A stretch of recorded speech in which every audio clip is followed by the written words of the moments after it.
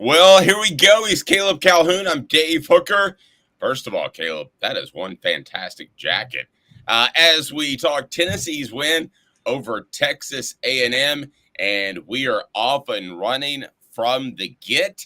As first of all, your thoughts on Texas A&M and what Tennessee did to them, and basically pushing them around. I thought for the most part up front in two different ways. Caleb, I thought that Tennessee was able to push Tennessee around up front, and that was evident on offense by the amount of rushing yards they had. But on the flip side, Caleb, they were also able to generate enough of a pass rush, oftentimes without blitzing more than four guys or without sending more than four guys and utilizing the blitz, and able to create a really difficult pocket for Max Johnson. I thought it was an all-around win, and a win we never thought we would see from Tennessee, and that is a close, low-scoring win. Your thoughts before we get rolling? Yeah, it was. It was a close, low score. It was the type of game that would make Philip Fulmer proud from his heyday, and it's the type of game that would make players from the '98 team very proud. Honestly, which is I can't remember the last time I watched a game involving Tennessee where the defense was basically like, "Hey, let us go win the game. Just don't mess it up. We'll go win the game for you. Let us take over." The closest I could say is 2019 when Tennessee won game with Jared Garantano. They beat Mississippi State, and they barely threw the ball at all in that game. But that Mississippi State team was not this Texas A&M team in talent. I don't remember the last time Tennessee beat a team of Texas A&M's caliber. You can say whatever you want about how well they're coached, but the talent is clearly there. And I can't remember the last time they beat a team of that caliber with that level of talent where they put all the faith in the defense to win the game. Agreed. Pardon me, though, that are listening, as I'm fighting a little bit of a cold, playing hurt today, but I will be just fine. So we got SEC Power Rankings coming up, a Week 7 recap. Spencer Riley, the former Vol, will join us, and we always look forward to that. Tennessee up to number 17 in the AP poll, number 15 in the coaches poll. 9.5 underdogs to Alabama. That number, is it surprising? We shall discuss. But let's begin with that defensive win against Texas A&M. And it's brought to you by our friends at Andy Mason Real Estate. I'll tell you more about them. So it was a defensive win. And here are my thoughts. As frustrated as some of you might be about Joe Milton and his lack of progression into this season, you should be every bit as excited about what this Tennessee defense is able to do. Physically, athletically, skill-wise, I don't know if the defensive backs are all that much better, but they're better because they don't have to defend wide receivers for 4 and 5 seconds. They have to defend receivers for 2 and 3 seconds. And Caleb, that is a monster difference. And it's because of that front seven. Yes, and the front seven, I don't want to shortchange the front seven last year. Byron Young was a very good pass rusher, but the front seven, as we've talked about, was thin last year. You know, if Jeremy Banks was out or if Byron Young wasn't playing well, you just weren't going to get the type of push that you get this year. But you're right, they can rotate in so many guys now that they're constantly applying that pressure. They're just not applying it at certain times, which you're right, makes the defensive backs look a lot better. And I think that's a really big part of this game, because I think the story of the year so far has been the dramatic improvement of Tennessee's secondary. And I think a big part of that, as you've talked about, is the secondary only has to guard for 3 seconds, not 5 seconds. And look, everybody on the message board who was coming at him, everybody, myself included, owes Kamal Hadden an apology, because he's showing what he can do when he has just a little bit more time, when he doesn't have to guard somebody for 5 seconds, put it that way. Listen, 4 defensive backs that are Deion Sanders can't guard receivers for 5 seconds. It's just impossible. That's part of football. And a lot of people are already, including David Michael, saying it's time to replace Joe Milton. He should pass the torch. He's not gonna pass the torch. Nobody's gonna give up their starting job. But if there is any thought as to play Nico instead of Joe Milton, I think that was put to rest on Saturday because the defense played so well. And right now, Joe Milton can play incredibly average, Caleb, and still be this can still be a very good football team. A couple of other comments from David Michael that are pretty strong on the message board. I told Dave a few weeks ago concerning Milton and calls for Nico. Let's wait and get Cooper back and make that call. Well, Cooper is back. It's time for Milton to be a real leader and pass the torch. That's not going to happen. Nobody's going to say I'm giving up my starting job. David also saying, love Joe, but it's time to go to be a leader and do the right thing. Now, here's a couple of things. We don't know that Nico is ready to play. I think he is, based off what I've been told. He's been getting 50% of the first team snaps, and he would be ready to go. But I'm going to still harp that this coaching staff wants Joe Milton to succeed. There's not going to make a change. And if this defense wasn't as good as it was, perhaps we'd be having that real conversation. Because if they're not as good as they were, and Tennessee doesn't beat Texas A&M on Saturday, and suddenly you're staring at 2 losses. But right now, Caleb, as much as I think Nico should have been playing meaningful snaps earlier, you have got to kind of run this thing out and see where you are. Because if you put Nico in there at any point, he may not be good. There is a realistic possibility of that.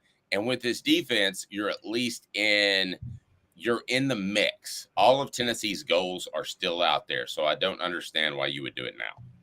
Yeah, you're not going to make the switch now. I mean, if anything, you're not going to make it because whatever gain you might make, I mean, Dave, you are going to split the team if you make that decision. And I just don't know if that's worth it. Now, I talked about this on Saturday. Tennessee in 1989 did make a switch when Sterling Hinton got them to 5-0 with some pretty good wins. One at UCLA that year, and another one at Auburn at home. I think you probably remember that game, Dave, when Reggie Cobb just dominated and Auburn was a top 5 team. But I think that was kind of a different scenario, different situation, and they knew they had to be more of a passing team because Reggie Cobb got dismissed. It's not the same right now. They don't really have to change their offense because any player was kicked off the team or got hurt for the year. And they can still be a run, or put it this way. If Jalen Wright gets hurt, for instance, Dave, we might be having a different conversation about Joe Milton versus Nico, because if Jalen Wright gets hurt, then you got to start putting the ball in the quarterback's hands a lot more. But you don't have to do that right now. No. And with all goals on the table, listen, as much as we know about Nico, we don't know much of anything. As much as we know about Joe, we don't know anything really about Nico. And he could go out there and spit the bit. It's happened before. I've seen great players go out there and just not be good. So are you going to take, at this point, you painted yourself into a corner because you don't know what you have, which is why I said that he should have played earlier, particularly against in that UTSA game. He should have played some meaningful snaps early.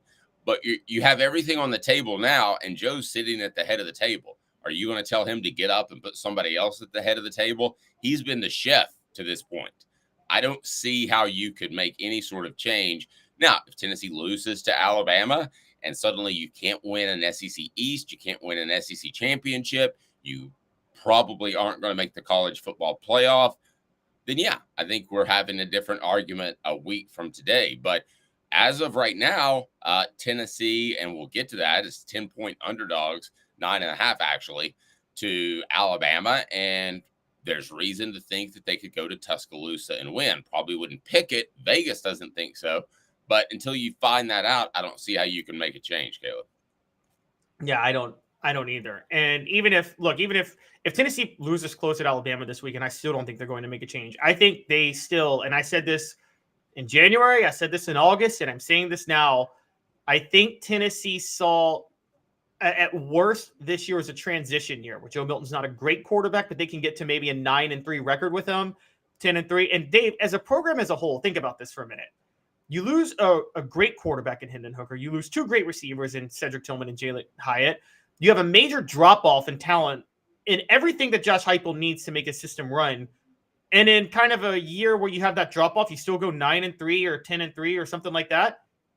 That's a really good sign for the state of the program long-term, isn't it? I think the trend is better for Tennessee's program right now than it would be if Joe Milton was just balling out and the defense was horrible. Man, I think the trend now is that this program is getting better in places they needed to get better. And I think if you're a Tennessee fan right now, and you've got to be looking at this thing saying, hey, the defense is getting better. You know, you're eventually going to get great quarterback play with Josh Heupel as the head coach. Travis points out that Tennessee is 5-1, which is absolutely right. I'm curious who is on that avatar. It looks like Johnny Knoxville playing guitar, Travis. But anyway, I think that, this Tennessee football team has to continue down this route. I would have argued something different at times with Joe Milton. He is what he is. Smoky Mountain Red says after Joe's knee tweak, Nico should have played the game out. That's the UTSA game. I totally agree. I thought you had the backdrop for doing that. You go out there in the second half and you say he tweaked his knee. It's UTSA. The game was in hand. So go ahead and hit that like and subscribe button. The like button actually feeds me vitamin C since I'm playing hurt a little bit and under the weather. You click that like button and I get over my cold that much quicker. So go ahead and hit it. We appreciate it. Jamarcus Russell has something to help you get over it. What's that? I said Jamarcus Russell has something to help you get over it. The scissor. Yeah, I might go to the scissor.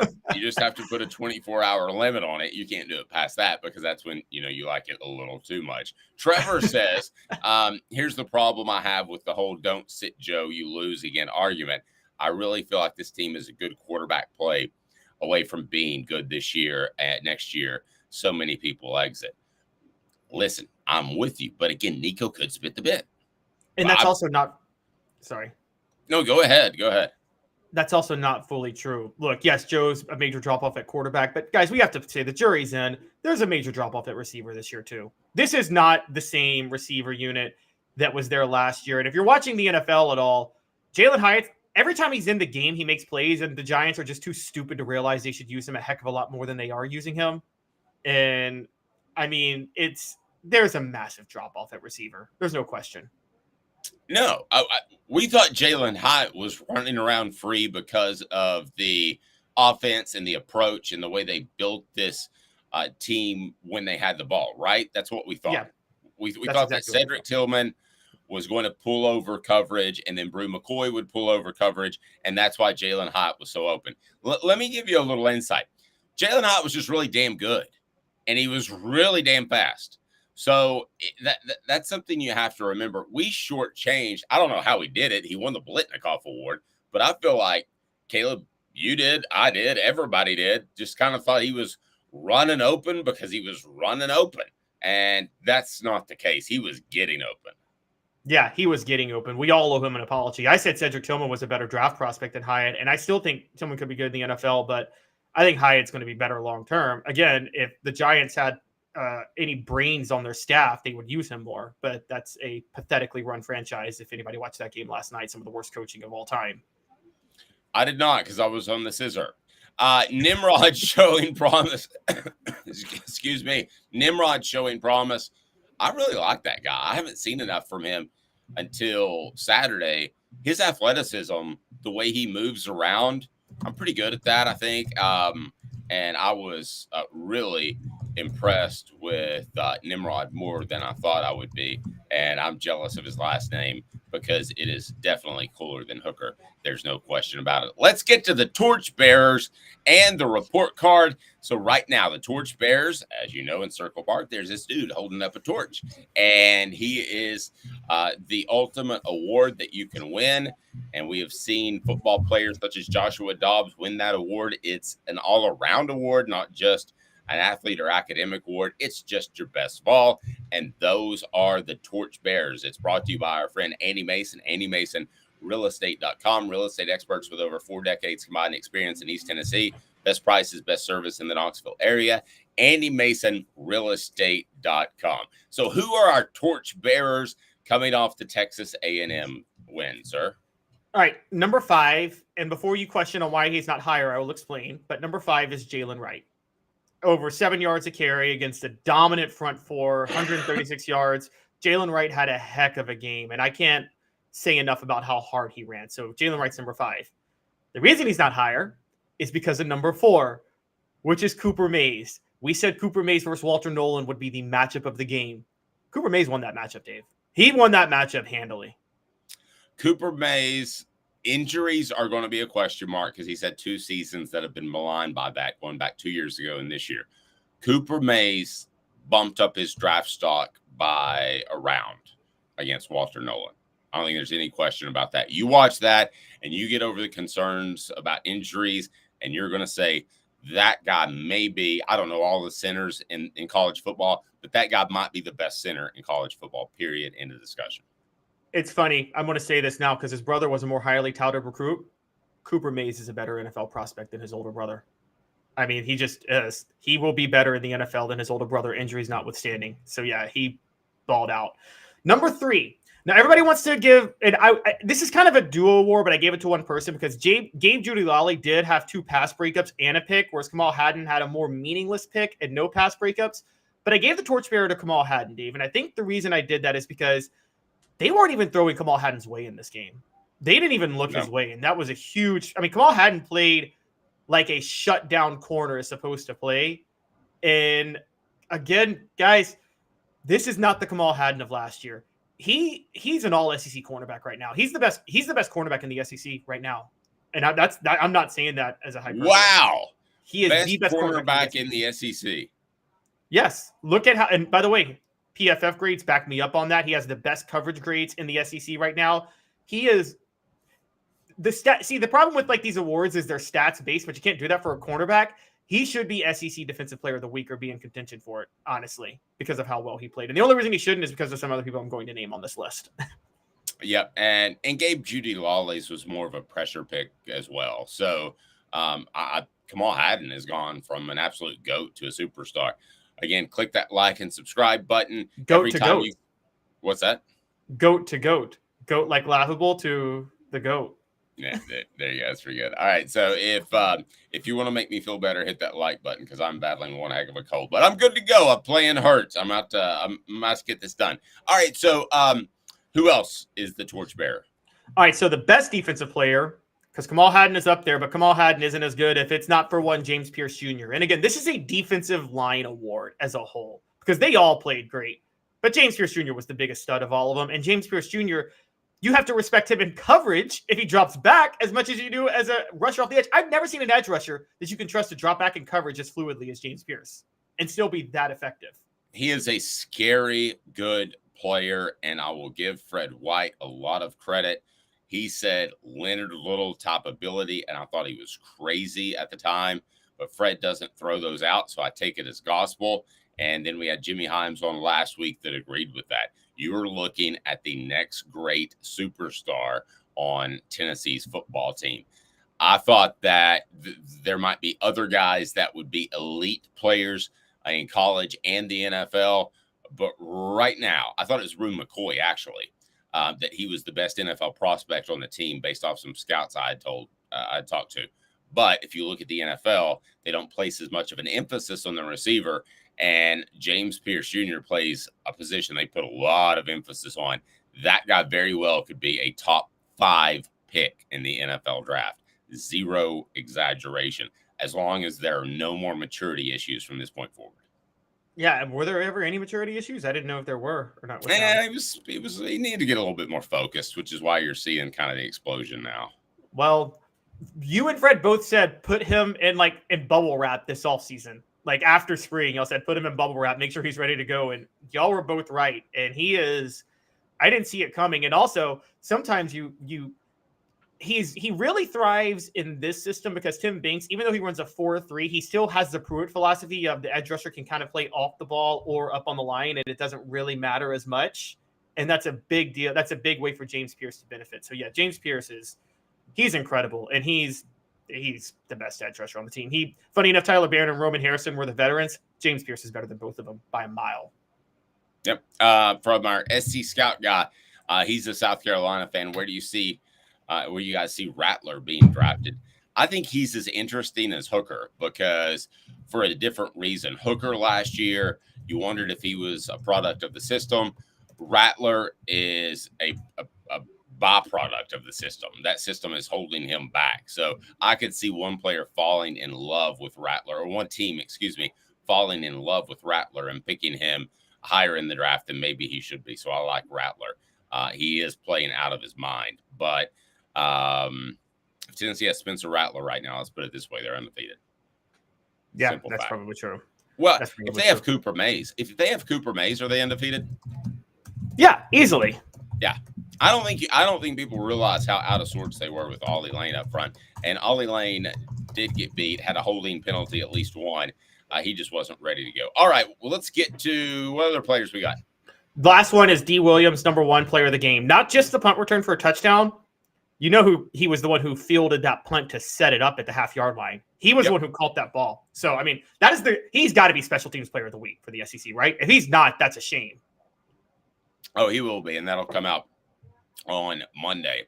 Top 5 players, we got you right there with the torchbearer and report card. So let's get rolling. I'm curious what you have. The quarterback, QB1, Joe Milton. It's a D. It's a D. And by the way, the only reason it's not enough is because of how Joe Milton ran with the ball a couple of times that were nice, and that touchdown pass to Jacob Warren. But he threw an inexcusable interception in the red zone at the end. That stepping out of bounds when he was running on third and on the first drive on third down when he had the first down. Just basic elementary mistakes he made. It's a D. All right, give me the running backs. Got to be an A, right? B+. The only reason it's not an A is because there were 2 short yardage plays that they didn't convert the first down on, and Dylan Sampson did have a fumble. All right, receivers. D+. So barely better than the quarterbacks because receiver play was awful. Chaz Nimrod is the only reason it wasn't enough because I love the way he played. Squirrel White didn't have a chance to get involved in the game a lot, and Ramel Keaton had a drop. Dante Thornton had a drop. So it doesn't count as a drop for Thornton because McCollum Castles bailed him out, and we're going to show that with tight ends. Okay, let's remember this too. You're grading the receivers and Joe Milton on what the coaches are deciding to use Joe Milton, and I think it's pretty conservative. All right, offensive line. Got to be an A. Well, offensive line is B because of Ollie Lane. Sorry. And tight ends is an A, by the way. Shout out to Jacob Warren, touchdown catch, and McCollum Castles had that catch off Dante Thornton's drop. So... All right. So on the defensive side, the defensive line, I feel like I want to call these guys the defensive front 7, and maybe we change our grade at some point. But your thoughts on the defensive line and how they play? Do you include Pierce as a lineman or edge rusher? Or well, typically I separate the tackles and the edge rushers. In this game, I did it all as one unit because of the way they played, and it's an A+. Every single one of them played a perfect game. And I mean a perfect game. And I can't say enough. The key play was that 4th down stop where Max Johnson tripped over his lineman's foot. The play before that, they got a 3rd and 1 stop. I mean, they were dominant all game. And so Amari Thomas, Bryson Eason, great up the middle. James Pierce, the star on the outside. And, of course, Tyler Barron had a sack too, and Roman Harrison got pressure. They were all amazing. Linebackers. A. Only reason not an A+ is because Texas A&M did move down the field on the first drive, and that was because of some linebackers being out of position. So that's why. All right, defensive backs. Again, A, and that's because of the first drive. Otherwise, it would have been an A+. All righty, here we go. Coming up, Spencer Riley. Also, wait, return game, kicking game A-, return game A+. Yep, there we go. All right, Spencer Riley joins us next. The former Vol. We'll talk some Coop and more. He is Caleb Calhoun. I'm Dave Hooker. This is a presentation of Off the Hook Sports. You give me 2 minutes, I give you a breakdown like no other. Spencer Riley, former Vol. Sun, sand, and salt water, the beach is a very relaxing place. Unless you wear contacts. Ow! Open your eyes to the best the beach has to offer with LASIK vision correction from Campbell Cunningham Laser Center. Sports Treasures in North Knoxville is one of the South's largest sports cards and memorabilia dealers, featuring over 10 million sports cards from vintage to modern. Sports Treasures carries a full line of hobby boxes, singles, autographed memorabilia, Tennessee Vol collectibles, fan cave decorations, and so much more. See a museum full of collectibles at Sports Treasures, 4819 North Broadway in Fountain City, and Sports Treasures on Facebook. Sports Treasures, where the real sports fan goes to shop. Have you seen the latest TriStar Hats Co. product? TriStar Hats Co.? What's that? You know, those really cool hats, shirts, tumblers, and even license plates with 3 stars like the official Tennessee flag and stripes like the American flag. Pretty patriotic if you ask me. Gotcha. Seen those. Those are cool. Where can I get them? Simple. TriStarHatsCo.com. And if you order now, there's 10% on any order $50 or more. Plus, use the promo code HOOKED. With the promo code HOOKED, you get 10% off. That's hooked. And don't forget free shipping with any order over $50. Stock up at TristarHatsCo.com. That's TristarHatsCo.com. There are plenty of wannabes out there, so make sure you go to TristarHatsCo.com for the best quality and customer service. Will do, and I'll be sure to use the promo code HOOKED. That's hooked when I do to save an additional 10% off. TristarHatsCo.com. TriStar Hats Co. is a trademark of TriStar Hats Co. LLC. Any use without express written consent is prohibited. Welcome back. He's Caleb Calhoun. I'm Dave Hooker. We'll visit with Spencer Riley very shortly. Your thoughts on the Vols and how they played. Let's go ahead and fill out the message board now. Caleb, at what point did you feel like Tennessee had that victory? Ooh, at what point did I think Tennessee had that victory? I feel like Tennessee won the game, honestly, when on that field goal drive to put them up 17-13, because that was in the fourth quarter. Texas A&M was going to have to mount a touchdown drive to win, and I felt Tennessee's defense, given their pass rush and their secondary, knowing Texas A&M was going to have to score a touchdown, was able to play a lot more free in that game. And just watching the flow of the game, I've watched enough football in my time, and I'm sure you have too, Dave. I was pretty confident that Texas A&M wasn't going to be able to mount a game-winning touchdown drive, knowing they had a touchdown towards the end. Once the field goal put them up, Tennessee up 17-13, I felt like the game was in hand. Yeah, I don't know what point it was, but I was pretty sure that Tennessee was going to win when I saw James Pierce running free as a bird.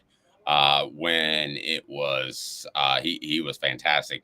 Travis says when D scored, it was over. And it's probably true. Didn't you write that as your turning point in the game? My turning point was the punt that set up the D score, because that punt was crucial. But that whole exchange to me was way different and pretty darn impressive by the Vols. And listen, they've got a punting guy. I used to hate it when people would say the punter is a weapon. That sounds a little bit silly, but it's absolutely true. The punter is a weapon in this offense, and that Australian rules deal that's going on. How did somebody not discover that 50 years ago? Because those guys can absolutely, with the way they kick it, drop it at the 1 yard line. It's impressive. It is, and also the ambidextrous punting totally throws off people trying to field the punt. And yeah, it's a huge deal. You're right, and I mean, I got to be honest. Tennessee is a rare school that punting has been a weapon for a long time. I mean, I go back to the 2003 Miami game. Dustin Colquitt won that game for Tennessee by himself. I mean, again, Tennessee's the one school where, because to me, a punter is the least valuable player on your team, even less valuable than a kicker. But Tennessee has managed to get value out of punters in the past, and they're one of the few schools that did that. Love this guy. Let's go to Spencer Riley, who joins us. Spencer Riley, former Vol head coach Jeff County, who they had a monstrous win a couple of weeks ago. Tell us about Jeff County before we talk Vols. As Spencer, you continue to drop weight during the season. Is that how you do things? Well, a lot of stress involved, I guess. But as much as I walk on a Friday night and walk during the week, I mean, try to get my steps in for sure. Got to watch what you eat, you know what I mean? So slowly but surely, trying to be less fat, man. Just every day. That's my goal. People say, you going to the gym? What do you want to do? To be less fat. Doesn't matter if it's cardio or lifting. Like, the goal is to be less fat. At the end of the day.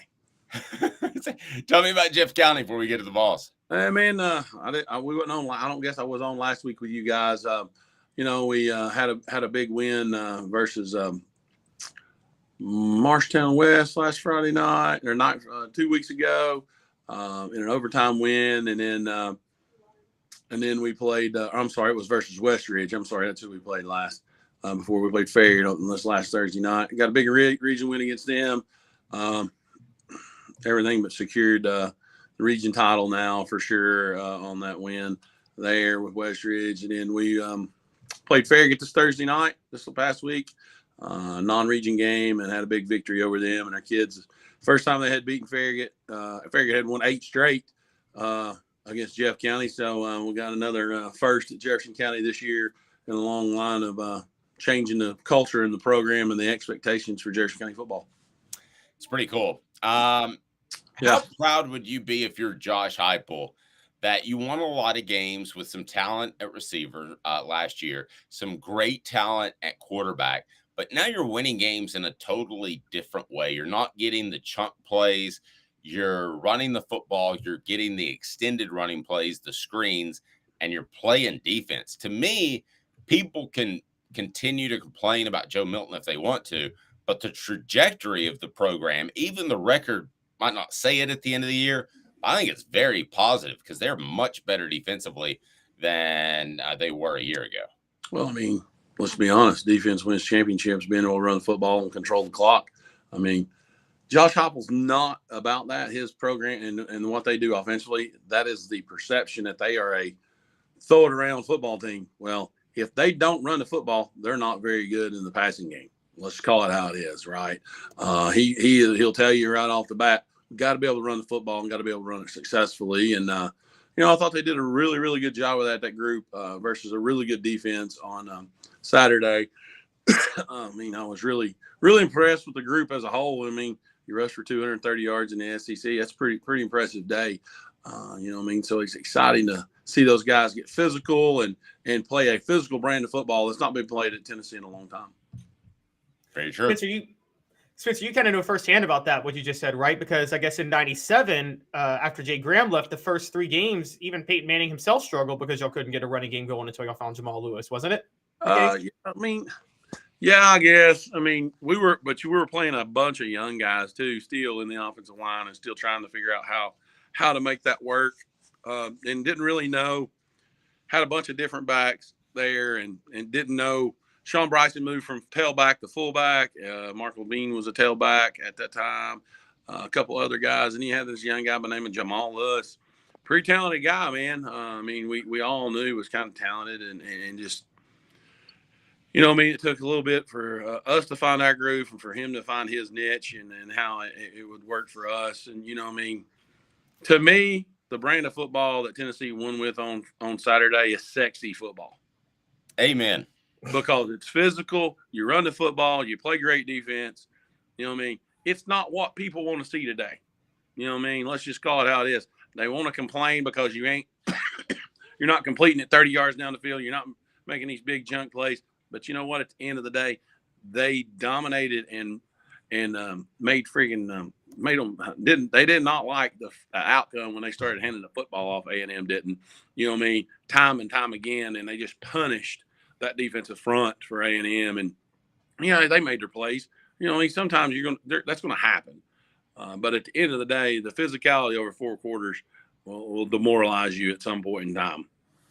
Did you feel like this could be coming if Joe Milton didn't play at a Hendon Hooker level? Did you think that Josh Heupel could change this approach to playing football? Did you have any insight into that? Or are you kind of surprised like me that they could win in such a different way? No, I thought their defense was good from the get-go. From the first time I was on the air with you guys, I thought the defensive front was probably the best defensive front they've had there in years. So when you got 4 down guys, you got down guys that can play like the air guys do. They're pretty special, pretty talented, and they're finally found their niche and their role here at Tennessee. And some of those guys who came back for their senior year, they're having productive years, man. They had another year in the program, another year in the weight room, another year buying into the system and understanding it, and another year with Rodney Gardner. Come on, man. You play with Rodney Gardner, you're going to end up being a player. Because if you don't want to end up being a player, you'll end up leaving. So let's just call it how it is. Because Coach Gardner, he's a dog now. He's an old school football coach that will tell you the truth. And if you don't like the truth, and let's be honest, a lot of these kids today don't like the truth. Neither does parents. They don't like to hear it. Don't like to hear about little Johnny. But at the end of the day, it's a job for him, and he does a great job with it, and that whole staff does defensively. Hey, man, super excited for them and the program. Yeah, so Spencer, talking about the offensive line on the other side, I agree. I was so impressed with how they controlled Texas A&M's front 4 because I thought Texas A&M was the best front 4 they had faced all year. Cooper Mays just absolutely won that battle with Walter Nolan all night. But there were still concerns at left guard with some of Ollie Lane's issues, and that was 2 weeks with 2 weeks off. Is there a concern there? Does it seem like Tennessee just doesn't have person to fill that void at the moment? They've not found the right piece. You know what I mean? The truly piece that and it may not always be sexy. You know what I mean? At that spot. You know what I mean? And I get it. You know what I mean? Sometimes you have a spot that you know where you're weakest at, and you know how you have to adjust and adapt to that. And you know what I mean? At the end of the day, whoever is in that spot is going to continue getting better because they ain't got a choice. You going to go out there on Saturdays and get embarrassed, or you going to go out there and compete and fight and claw and be the best that you can be on Saturday? I mean, your best may be a C grade, but you know what?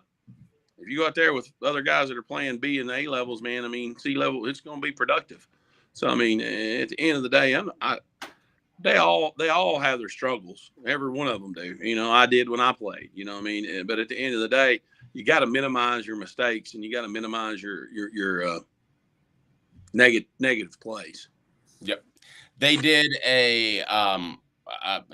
it certainly wasn't a documentary. It was a movie about the left tackle position, some of which was true about Michael Orr. But let me ask you this. Much of it wasn't true. But Spencer, what position, if you went into a season as a coach on the offensive line, would you most want to be great at? Center. I knew you would say that. It has nothing to do because I played it. Yeah. They have to get the right side communicating with the left side. He's the guy who has to be able to understand what we are doing on every play and run protection, making sure we call the mic out, making sure we know who we're not blocking, who's the hot guy. You know what I mean? We say us four got these four, and so on and so forth. And there's just a million different things that's got to go on before the ball snaps, and you got to process that in a very timely manner. You have to do it too against an A&M defense that it's a little like a defense facing a triple option back in the day when Georgia Tech ran that a lot, because they ran that 3-down look. That was not an easy challenge for Tennessee's offensive line. We didn't factor that in because they played so well. Sure. I mean, playing a 3-down front, it can definitely get tricky because of how much different looks pressure-wise they can bring at you. You know what I mean? You got to know what your rules are, and you got to know how those work, and everybody has to be on the same page, especially with 3-down, because, you know, when you're playing a 4-down front, I mean, you got the 4-down guys and a front side or a backside linebacker. Here versus a 3-down, you're going to have to deal with 3-down guys, either a front side outside backer or a front side inside backer. You know what I mean? Or, hey, are we turning the outside backer loose on this play? Back's got him, and we're handling the middle too, and the backside. You know what I mean? It's just different. You know what I mean? You got to know what the protection says we got is what we do, and hey, that may change on the fly. Spencer, I'm gonna put you on the spot. I'm gonna try to invoke a comparison here, and you tell me if I'm being blasphemous or not. Because Jamal Lewis was the best running back you guys had at Tennessee, but I thought the hardest running back was Travis Henry. Jalen Wright may not be as good as Travis Henry, but I feel like he runs as hard as Travis Henry. They're the two hardest running backs I've ever seen play at Tennessee. What are your thoughts on that? You say hard, I say angry. Yeah. Somebody texted that to me. Somebody texted that to me over the weekend. He ran angry. I mean, I don't know this guy well enough. Travis Henry ran angry. You know what I mean? He tried to hurt people when he hit you. It didn't matter. So, I you know, potato, I guess, you know what I mean? Whatever you want to say there. But I say angry. I don't say hard. Anybody can try to run hard. Not many people run angry. So what you're saying is they embrace the contact and they want to hurt the people tackling them. Oh, yeah, 100%. There's difference. Yeah, you know what I mean? That's kind of how I look at it.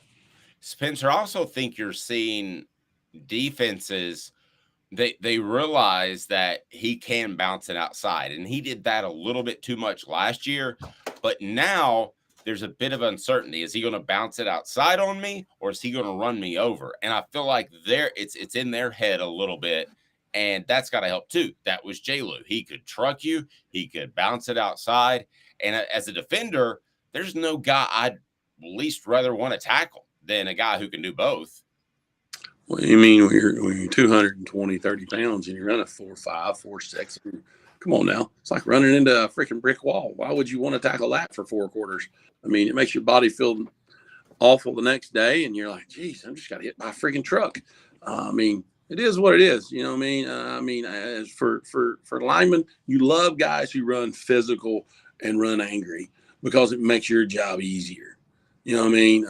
And for us, you know, I'll say this: we were a pretty good group up front, but when you got a great back, they make a good offensive line look great. And when you have an extraordinary back, it can make an average offensive line look spectacular. You know what I mean? It's all about the guy toting the rock. At the end of the day, they either make you look really good or they make you look really bad. You know what I mean? So, you know, you just have to do your job and make sure that we're handling our assignments, and then the back will make you right at the end of the day. Derek Dooley said a running back makes an offensive line look better than an offensive line makes a running back look better. I don't think you're going that far, are you? Yeah, I wouldn't put that in that category. No. As a Titans fan, I can say that's not true this year, because look at Derrick Henry this year without the same offensive line that he's had in previous years. True. Alabama, Spencer, you came up during a period where Tennessee was dominating Alabama, but I'm sure you never took that for granted. That's Alabama. Growing up in East Tennessee, as you did, I did, it's Tennessee Bama. What more can you say? This is third Saturday in October, isn't it? Last I checked, yeah. Okay, let's play football. Strap it up. Tennessee, Alabama, 3:30 kickoff. That's what it normally is. It's a great time, especially when you go to, you know, I had the pleasure of going to Tuscaloosa and Birmingham and kicking both their teeth in that time and coming on back to Knoxville. So got to play the last game in Legion Field and the first game. And you know, I guess they rotate, but the very last game in Birmingham, I guess that was Legion Field. Is that right? It's Legion Field. Yeah. Oh, you know what I mean? So that was fun to go down there and strike up the band and head home. You know what I mean? And then you go to Tuscaloosa 2 years later and you strike up the band and head home. There's nothing better than going to somebody else's place and winning a big football game and having a good time and celebrating on the way back with your teammates. Was there any moment in particular that was your favorite against Alabama? I mean, man, I probably Jay Graham's run, you know, and Nealon, when we run 6 gap and he went for like 60 or 70 right there to really either go up or solidify the ball game that I was a part of. Big play. That was probably when I first, you know, everybody started finding out who Spencer Riley was there. So I mean that would have been in '96. Been '96, my redshirt freshman year. So I mean, you know, that was probably one of those memories that I'll never forget. It's awesome. Yeah, Spencer, it's that has to be one of the most exciting. What do you think it says about the Tennessee program that, you know, there's been a lot over the past like 10, 15 years, Tuscaloosa was just written off as a loss for Tennessee. And while Tennessee is an underdog, it's a big jump for Tennessee, right? To be going to face Nick Saban on the road, and you're not just writing this game off as a loss anymore, the way they did the last 15 years. Sure. Yeah, for sure. I mean, the expectations are higher. Let's call it how it is. The expectation is we go and beat everybody we play. Knowing that's not necessarily the case. And, you know, in the SEC this year, anybody can beat anybody at any given time. That's how level the playing field is. There's not anybody that's truly head and shoulders above everybody. Look, I'll say this. I don't think Georgia's better than everybody, like everybody wants them to be. I mean, you go to Vandy and Vandy scores 20 on you. Come on now. I mean, let's be honest. And I get it, you know what I mean? But the SEC is an equal playing field, and it's a very level playing field. Yeah, some have better players than others, so we probably face the best D-line that the NIL money could buy. And, you know what I mean, let's be honest with it. You know, we took care of our business, and, you know what I mean, and as we go through as a team, and wins aren't going to be individual based in this season. You know what I mean? They're going to be individuals who have success because the team is having success. Joe Milton might not ever throw for 300 yards again. And I don't care if he does. As long as at the end of the day we're winning football games, it don't matter if we win by 1 or 101. And it don't matter if it's pretty or ugly. A win is a win. Don't give a shit day or what day of the week it is. My fault. That's all Why we right. love Spencer. Spencer's a high school coach. I'm terrible predicting games, so we don't gamble. Caleb, though, has a bit of a problem, and he sees that. He What's the sees spread? that 9.5. That's what I was going to ask you about. I'll What do you take think? Tennessee to cover. I would too. Yeah. Okay. And- Wow. If it's more than 10, I wouldn't. Yeah, I mean, I look at. I think Tennessee is, and Smoky Mountain Red said we have a fighter's chance. I don't know if he meant this by his choice of words, but a puncher's chance means you've got to get lucky. You've got to make a play. A fighter's chance, yeah, I think Tennessee has a fighter's chance. Are they 60%? Are they have a 40% chance of winning the game, whatever the case may be. But I believe they're going to stand toe-to-toe with Alabama. I don't think they're going to go down there and fold. I just don't see that out of this team. No, and let's be honest. I mean, Alabama's in the same kind of boat we are. The quarterback's not playing great. You know what I mean? I think our offensive line's better than Alabama's offensive line. And I really do. So I think we're in our front. I think our D line is probably better, if not as equal. You know what I mean? I know Alabama's given up a bunch of sacks over the last couple of weeks, and that's why I said that I would give the advantage to us on that. Have I asked you specifically about James Pierce? We've talked about him. Okay. Wow. Oh. So Fred said it about a month ago. He said his upside is Leonard Little. And 100% on that. Fred doesn't. I mean, you guys don't make a lot of comparisons because it's tough to do. Different players, different people. And you're talking about one of the elite pass rushers ever, and you're already saying 100%. If you could just kind of expand on that, that'd be great. I mean, his athletic ability and his speed, his length. I mean, it's hard to block a guy when he's a 4. You're an offensive lineman and he's running a 4.4. Let's just call it how it is. They're going to get out there on the edge, and you have to be great with your fundamentals and your technique every time he steps on the football field. Every time you step on the football field, because his speed, and at the end of the day, speed kills. You know what I mean? At the end of the day, no matter what it is, but his speed and his athletic ability is bar none one of the best I've seen in a long time in Tennessee. Insane. These two teams, according to Travis, are ridiculously similar. You laid that out to some extent. They are pretty similar. And for this to be an air quote off year for Tennessee because of the quarterback position, perhaps, that says a lot about where Tennessee's program is. Headed in an upward direction for sure. Yep, no doubt about it. I appreciate you as always, Spencer. Who you got this week? We have Cotton County this week, non-region game, a rival game. It's been played here for many, many years. So we go up to Cotton County and play, and hopefully we can come out. First time we've played on grass all year, so we had to figure out how to play on grass since we've been playing on that fake grass. So, I mean, come on now. We have to figure out how to do that and do all that good stuff. Make sure we take our special teams and do that. Hey, who knows how high or short the grass will be.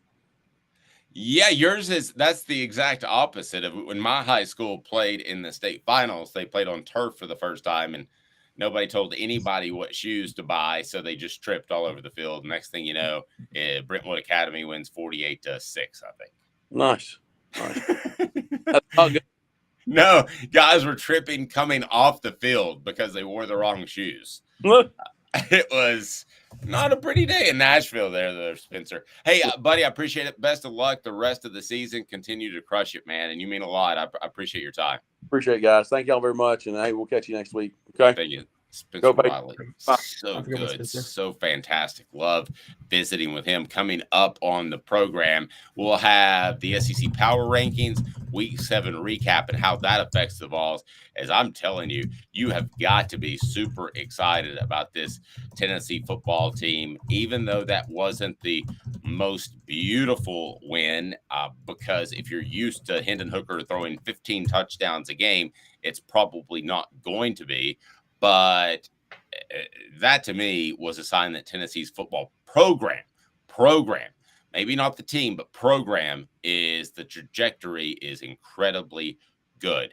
2 minutes coming up. We will have the what happened in the SEC, the line rankings for Tennessee as well, and power rankings as well, because there was a lot happening in the SEC. We'll get to that. Where does Tennessee fall? Hang with me. 2 minutes. He's Caleb Calhoun. I'm Dave Hooker. This is Off the Hook Sports. Got cataracts? We can fix that. Never miss another moment. With a little help from Doctors Campbell, Cunningham, Taylor, and Hahn at cctis.com.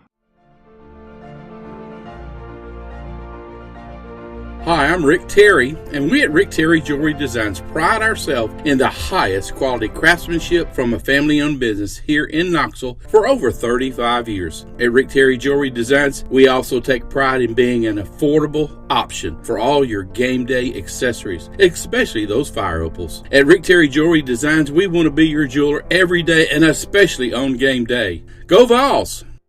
Hi, Mike Davis here with City Heating and Air, reminding you to always dare to compare. Our team provides quality local heating and air service, installation, and maintenance across East Tennessee.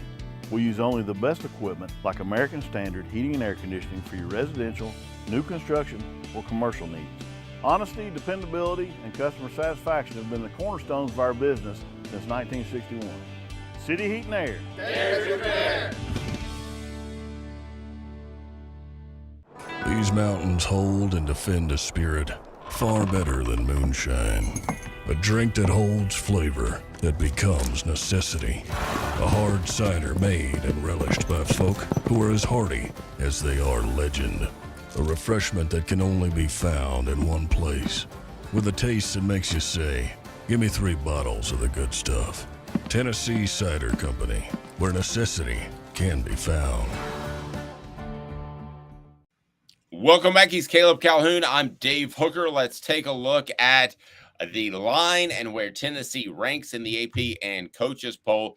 And what does that say about the national perception of the Vols? 9.5-point underdogs to Alabama. That line brought to you by our friends at Zen Sports, the new sportsbook in Tennessee, revolutionizing the way you earn sports betting rewards. That means no more deposit bonuses that turn into deposit nightmares. 9.5 on Zen Sports. What you see is what you get. And with that, you get their cash rewards program. You get a lot of cash. For a welcome bonus, earn an unlimited 5% cash back on your betting volume for your first 15 days when you sign up with the promo code HOOKED. That's HOOKED. Sign up.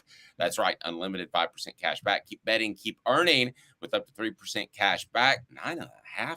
And your betting volume every month after that. Refer friends to earn a percentage of their betting volume as cash rewards too. Zen Sports bringing the cash back to Tennessee. So if you bet big on sports, you want to be betting on Zen Sports. Zen Sports betting just got better. Gambling problem? Call 1-800-889-9789. Must be 21 and over. And in Tennessee to bet 9.5.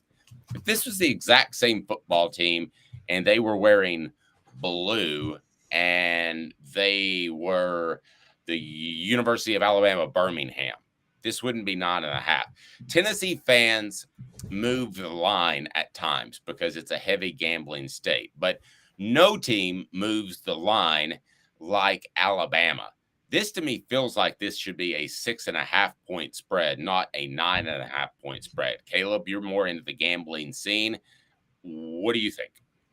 Well, let's be fair here. Let's look at last year. Tennessee was a 9-point underdog. To go from a 9-point dog at home to a 9.5-point dog on the road against Alabama shows an improved perception of Tennessee. Not to mention, just the last few times they were in Tuscaloosa, Dave, 25-point underdogs in 2021, 34.5 in 2019, 37. They were 37-point dogs in 2017. By the way, Alabama covered that 37-point spread. Butch Jones's last year, but it's so the spreads have been horrific for Tennessee and Tuscaloosa, and Alabama still managed to cover them. I think the big difference for what a lot of people are seeing, and this comes down to one thing. These teams are very similar, but the odds makers have a lot more faith. They're giving Alabama some points for being at home, and they have more faith in Jalen Milroe than Joe Milton. I mean, and let's be honest, who can blame him? Jalen Milroe looks against Texas A&M. He was significantly better throwing the ball than Joe Milton was throwing the ball. Agreed. And that's enough to go from 6 to 9.5, if I'm going to be honest. So Tennessee up to number 17 in the AP poll. I usually put more weight in the AP poll, but I want to talk about the coaches poll for a second. They're number 15. Now, you and I know that sports information directors a lot of times fill out these polls, but let's take our cynicism and put it aside for a second. Let's say all the coaches are filling out the polls, which they're not. Well, let's say they are. They're ballots. The fact that the coaches like Tennessee more than the AP, who some do a great job of breaking down the entire world of college football and some just slot them up if they win or lose.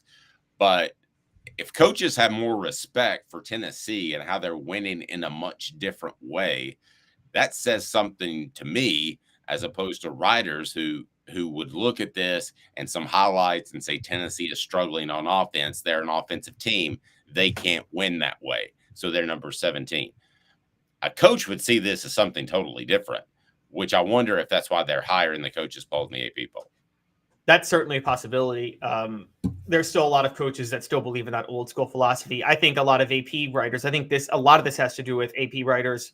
And to be fair, they jumped 2 spots in both polls, but they're writing off, no pun intended, a little bit Tennessee's win against Texas A&M because of the lack of faith in Jimbo Fisher and Texas A&M on the road. I mean, this is a consistently, perpetually underachieving football team under Jimbo Fisher. And I think that's a big part of that. Here's the thing you didn't get either. You got the interception from Gabe Judy Lawley. That was pressure forced. So that's in some ways a turnover based off the front 7 and the way they're able to pressure A&M. But you haven't seen a strip sack yet. You haven't seen a sack that really takes somebody out of field position or where they wanted to be. I think the bigger impact plays, as good as this defense played over the weekend against Texas A&M, I think the big impact plays that can switch games are still down the road. They are, but there's the other side to that. You haven't seen Tennessee's pass rush go against a quarterback as athletic as Jalen Milroe. And look, there were a couple of times on Saturday, and you saw it. Max Johnson scrambled out of multiple sacks and made a play. Max Johnson ain't the most mobile quarterback. So if he can do that, you do have to wonder, is Tennessee going to be able to still do what they do against a Jalen Milroe, who is, whatever else he is, he's deadly athletic. And I think they're kind of realizing that. He's a first-read guy. I've watched enough of him. He is a first-read guy, right, Dave? If his first read's not, they're coaching him. If your first read's not there, just run. Yes. Yeah. Yes. And I'll say this too, and these are 2 different teams, but Tennessee did pretty well against mobile quarterbacks last year, Caleb. It seemed like every single week they were playing a guy with mobility, be it Jaden Daniels or whomever to start the season. We were talking about how they had to have gap integrity and be able to hem those guys in. That's the way they're coached. So my prediction is Tim Banks backs off a little bit the stunts and twists and plays Alabama a little bit more straight up, who's not great on the offensive line. And I think you make sure that Jalen Milroe doesn't beat you by blowing a gap protection. If you do that, you've got a great chance to win this football game. You make him beat you with his arm, not his legs. And I like Tennessee's chances not only to cover, but to win. Do you think, though, don't you think Tim Banks might want to disguise some coverages just out of a lack of faith in Jalen Milroe to be able to read the blitzes or to be able to see them coming? Because but that's exactly my point. I would take that linebacker who maybe I'm using in stunts and twists to provide more pressure up front, and maybe I'm dropping him back in coverage a little bit more. And you think that'll confuse Jalen Milroe a little bit? Yeah. So, and I think that when you look at guys like James Pierce, Omari Hand, they can Amari Thomas, they can get a great push without help. So I think this team, maybe not tailor-made, maybe that's a little bit too strong of a comment, but this defense is designed more so than any defense I've seen in a long time to beat this type of offense, which is, hey, this running back might run around, make some plays, gash you, keep you on the field. And if that happens, you're in trouble. But I mean, let's be frank. I mean, Tennessee now can hold on to the ball a little bit. They can run the football. So their defense is not going to be as gassed. They can play with more energy throughout the game. They're not playing 80 plays a game. They're still running tempo, but it's not the tempo like last year on offense. So that means the defense is fresher. Dave, you're saying something wild as we're talking about this out loud, and I can't believe we're saying crazy. this. You're saying, like last year, Tennessee beat Alabama because we had faith in Josh Heupel's offensive scheme and the system, and that is how they won. You're saying this year, for Tennessee, it's not necessarily the X's and O's that could beat Alabama. It's actually the Jimmies and Joes. When has Tennessee beaten Alabama? When is the last time Tennessee beat Alabama with Jimmies and Joes and not X's and O's? Because you're basically suggesting that Tennessee can beat Alabama because of the War Daddies up front. I can't remember Tennessee ever being in that position in recent years. It's pre-Saban. I mean, there's no question about it. It's definitely pre-Saban. Maybe 2007 when Alabama blew them out because Saban just put it on a coaching masterpiece that you and Josh were talking about last week, that game in Tuscaloosa. But yeah, what we're saying here, this is so crazy to say out loud, but we're saying Tennessee can't throw the ball, but they can win in the trenches, and that's going to be enough for them to beat Alabama. Not only Tennessee, when's the last time you said that about Alabama, period? Maybe, I mean, outside of when they maybe faced Georgia in the national title game 2 years ago, I don't think it's ever been said about Alabama since Saban's dynasty started. Let me break it down like this. Who do you think's the most talented Jimmy's and Joe's team in the nation right now? Pure talent. It's y'all are going to disagree with me, but it's Ohio State, and I'm just basing that off NFL draft picks for next year. Okay. I like their quarterback a little bit more, so I would say Georgia, but tit for tat. I mean, we could argue that. So whichever of those programs, let's say that they're a 10. Okay, so what's Alabama on a talent scale 1 to 10? 1 being Butch Jones has been doing your recruiting, 10 being Nick Saban's been doing your recruiting. They're still a 9 pushing a 10 for me, and it's only because of the quarterback, because I've seen I know I'm a slave to the recruiting rankings, but they put together a historically great classes. I think they're close to 10. They're just raw. Okay, I got no problem with that. But what's Tennessee? That's the kicker question. 7, maybe? That's comparable. In year 3, that's comparable. That is true. You're right. That's you can take your transfer portal and all that you want, but you talk about player development and what Cooper Mays has turned into, what you talk about recruiting, the guys they've gotten in James Pierce and Arian Carter is still going to be a star from what I hear. Don't worry about that. You take player development, you take recruiting. We're talking about a comparable roster. And who in 2001, when Josh Heupel was hired in January, I guess, of that year, would have ever thought we'd be having that conversation in 2003? I'm sorry, 2023. 2023. Yeah, I don't think anybody did. And I think that this is the biggest testament, though. I'm going to say this. The first 2 years are a big testament to Josh Heupel's scheme. This year is a testament not to Josh Heupel's recruiting, to Rodney Garner's recruiting. This guy scouts talent. I've criticized Josh Heupel's talent evaluation. Man, Rodney Garner is a heck of a talent evaluator, though. I mean, to find James Pierce, Tyler Baron was already there, but to find a guy like James Pierce, I'm sure Tim Banks had a hand in Arian Carter. The defensive coaching staff is superb at scouting talent. They're Jeremy Pruitt level. Well, don't forget this. I'm not crazy about his defensive backs coaching, but Willie Martinez deserves some credit for the talent upgrade as well. He does. Getting Wesley Walker in there has been huge for Tennessee. And, you still have, I can't remember if Kamal Hadden transferred. It was like right after or right before Josh Heupel was hired. I can't actually remember. I think Kevin Steele might have actually gotten Kamal Hadden to transfer to Tennessee. I could be wrong on that, though. But it was right around that time. But, yeah, I think that the scouting has been amazing for Tennessee's defensive staff. Still questions on the offensive staff, but that's where this Alabama situation comes into play, which is incredible. Smoky Mountain Red says, pay Rodney whatever it takes to make him retire here. That's absolutely right. If he ends up going to another SEC school for whatever reason, then you have failed as an administration. I mean, it's funny. So the last time Rodney was at Tennessee was like 95 to 97, right? During that time, 98. Yes. I thought about this recently. In 2003, Tennessee had 5 defensive linemen who were Pro Bowlers who all played during the time that Rodney Garner recruited them. John Henderson, Albert Hainsworth, Leonard Little, Sean Ellis, and Darwin Walker. All in the 97 to 99 range that Rodney Garner helped bring in. And Like, that's incredible. That's a run. Yep, pretty good group. All right, SEC Power Rankings. They are on offthehooksports.com. That's offthehooksports.com. Georgia, number 1. Hard to argue with that. You have Alabama, 2. How far is the drop-off between Alabama and then Ole Miss, who you have at 3, LSU 4, and Missouri at 5? I can't argue with you, Caleb. It doesn't mean I like it. Yeah, Missouri has to be number 5. I was ready to drop Missouri, but they put up a fight against LSU 2 weeks ago. That LSU cover, but that was a backdoor cover on a pick 6 when they were trying to go, come back. So it doesn't really count. And they shocked me against Kentucky this past weekend. So Missouri has to be 5. LSU, though, low key, just blows out Arkansas 48-14. Dave, they're still in the SEC West hunt. Don't count Brian Kelly's team out yet.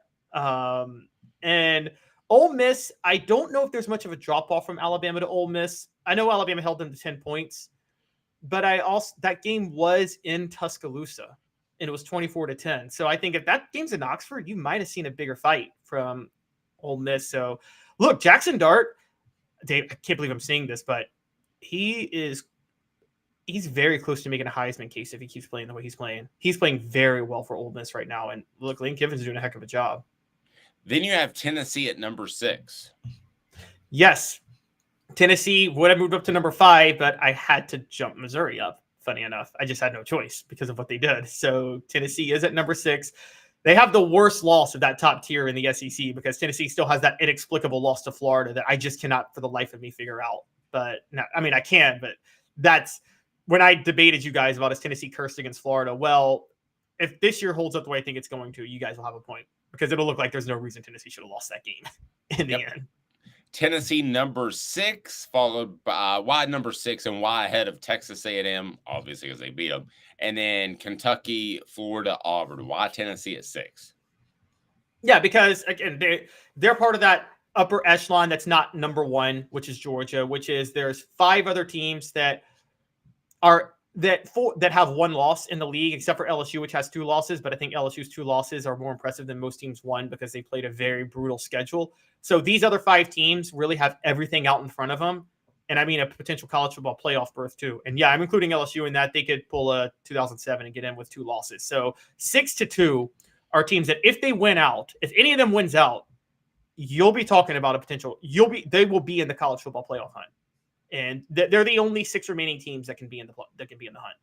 South Carolina number 11, Mississippi State number 12, and then you've got Arkansas and Vanderbilt. So talk about the bottom third of the conference. You want me to analyze Kentucky to Auburn first, or just go straight to the bottom? So yeah, Kentucky I think is they're middle of the pack, and Dave, they're 5-2. They might go 5-7. They're going to be an underdog probably in the rest of their games the rest of the year after a 5-0 start. So that Missouri loss was more devastating than you think. And I say that as a Mark Stoops believer. But Florida, look, they're staying above water. They still control their destiny in the SEC East after holding off to beat South Carolina. And Graham Mertz still controls his own destiny in the Heisman Trophy race too, as well. Oh, of course, absolutely. And Billy Napier, those details are paying off right now. He's very detail oriented. And then Auburn at number 10. Look, Hugh Freeze is still a good coach, but they're going to have games like what they had last weekend where they got blown out by LSU. Now, you brought up South Carolina at 11. I wanted to respond to SE Scout Guy at the beginning. I'm with you. I think Spencer Rattler's just held back by the system and by poor coaching, and Shane Beamer blamed his players after Saturday's loss. Didn't take any responsibility for the 41-39 loss. You're seeing just, again, he got a win against Tennessee last year in Clemson, but you were right, Dave. He's another Butch Jones. Spencer Rattler is single-handedly carrying this football team, and he's got no help. I've never seen a quarterback. He has less help than John Elway had at Stanford in the 80s. No, and I think teams, too, I think they kind of unveiled the get him out of the pocket, get him on the move against Tennessee, and I thought he made some great plays. I'm talking about last year against Tennessee, and I feel like defensive coordinators are kind of catching up to that, and they're holding the edge a little bit more, and he's not able to get outside and make plays nearly as often. Plus, I mean, they know he's pretty good, and when he comes to town, it might not be a great overall team, or when you go to Columbia, it might not be a great overall team, just him and the quarterback, and it's a pretty simple way to attack this offense and to beat South Carolina. It's not overly complicated. Let's look back at the week, our week 7 recap. Easy for me to say if you just joined, battling a little bit of a cold, but I will be fine. It's Alabama week. I got to pull it together. All right, so Washington beats Oregon in the best game of the year. This is so funny. So I'm watching this game. I'm late at night, and I said, here's what I want. I want an overtime game because oftentimes I'm working on a Saturday, and I miss some of the best games of the year. And I said, a friend of mine, you need to watch this Shedeur Sanders. He has great feet. He has great decision-making. And what does he do? On third down, he throws an interception at the end of the game, and Washington is able to come back. I'm talking about the incredibly wrong game. The Colorado game is the one I was referring to. You didn't think that was the best game of the year? No, the Colorado-Stanford game? No, but yes. I'm talking about Colorado. Wow, yeah, you were. Colorado-Stanford was what I said about that game is Colorado. That was on a Friday night, and Colorado's momentum has come to a screeching halt after this was the first loss that makes you get concerned about the season. They still overachieved. So anybody who thinks Deion was exposed doesn't know college football. You just were buying into the hype that never should have been there from the 3-0 start. They're still fine long-term. Shedeur Sanders did make a bad throw, but overall, he's actually been the only good player on this team. And I think that Colorado had a few things go wrong in the second half, choked against Stanford. But look, they're going to have to pull an upset again if they want to get to a bowl because they're going to be an underdog the rest of the way, and they're 4-3. No, and that was number 4 on the week 7 takeaways. As again, I've got that Jamarcus Russell scissor in my body. I actually don't yet. I waited to take some of that till after. It's just a loopy cold I've got, but I'm fine. Number 1 was Washington beats Oregon in the best game of the year. 2 undefeated top 10 teams and the Pacific Northwest, but definitely lived up to the hype. Absolutely. And everybody's going to blame Dan Lanning for going for the win and not the tie at the end of the game. He was on the goal line, 36-33, could have kicked a field goal and tried to get the win. Dave, I don't blame him at all. Honestly, I think you're on the road. And I always say when you're on the road against a good team, your options, your chances are better of converting right there than they are winning in overtime. Because as you know, Dave, you covered overtime always favors the home team in college football, doesn't it? Mm-hmm. Given the fans, I mean, always. So I say you go for the win right there. It didn't happen. So what? They're going to they still both control their own destiny because they can meet again in the Pac-12 title game since there were no divisions in the Pac-12 anymore. Just the top 2 play each other. So watch out for that. You say number 2, USC exposed as a fluke. To me, they weren't exposed. To a lot of people, they were. I just think this defense, the Trojans' defense, is horribly, horribly bad.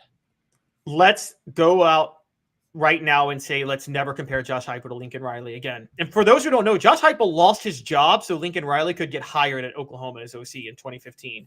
But Lincoln Riley cares nothing for defense. If Lincoln Riley's coaching this Tennessee team right now, Dave, they're 3-3 easily.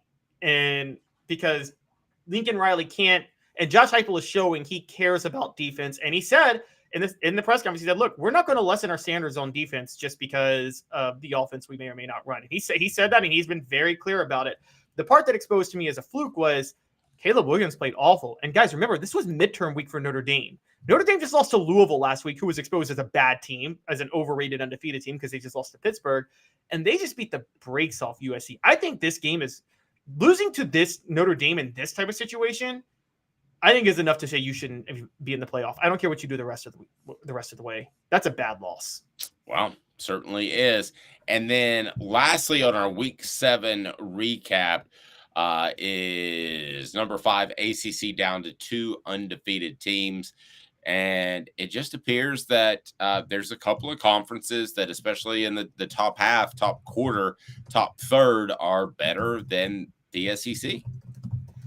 Yeah, it's we still don't know for sure with the ACC. We knew North Carolina was going to beat Miami after what happened last week. I think Miami's quit on Mario Cristobal completely. But Florida State is legitimate. That UNC FSU showdown is going to be epic. So they're the top 2 teams, clear cut. But again, there's still half a season to go. So I don't know yet if I think top to bottom, the SEC is still better than the ACC. But Florida State is making it clear this year they could compete in the ACC in the SEC. And look, I was wrong. I thought Florida State would collapse, and I was dead wrong. Yep. You were down on Florida State. I was unsure. I definitely wasn't on board.